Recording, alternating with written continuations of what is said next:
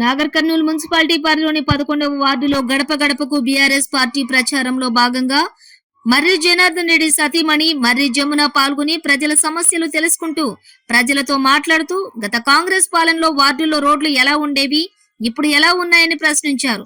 BRS ప్రభుత్వం వచ్చిన తర్వాత వార్డుల్లో ఇంటింటికి మిషన్ భగీరథ నీళ్లు, రోడ్లు, షాదీ ముబారక్ అంటూ ఎంతో మందికి అభివృద్ధి జరిగిందని ఆమె అన్నారు.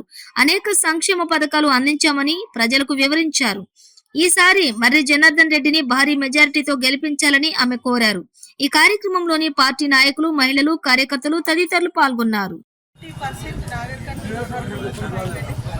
20% చిన్న చిన్న రోడ్లు అక్కడక్కడ మిగిలిపోయినాయి. ఈసారి గెలిచిన తర్వాత కంప్లీట్గా మొత్తం రోడ్లు ఆల్రెడీ శాంక్షన్ అయి ఉన్నాయి. కొన్ని రోడ్లు ఇంకా చేయాల్సింది ఉంది కాబట్టి టైం ఇప్పుడు మనకి ఎన్నికల కోడ్ వచ్చింది కాబట్టి అయినా చాలా త్వరగా చాలా ఫాస్ట్గా ఇక్కడ రోడ్లు వేస్తున్నాం.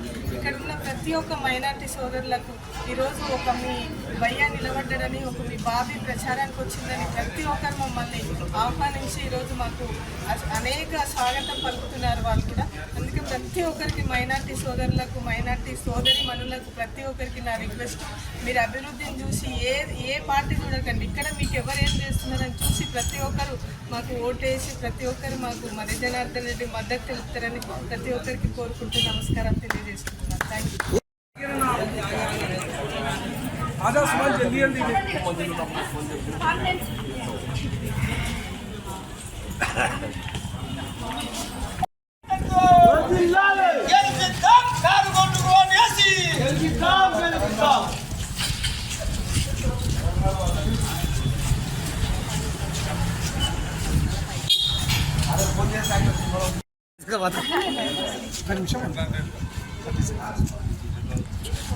ఈరోజు ప్రచారంలో భాగంగా 11వ వార్డులో మేము ప్రచారం స్టార్ట్ చేసినాం.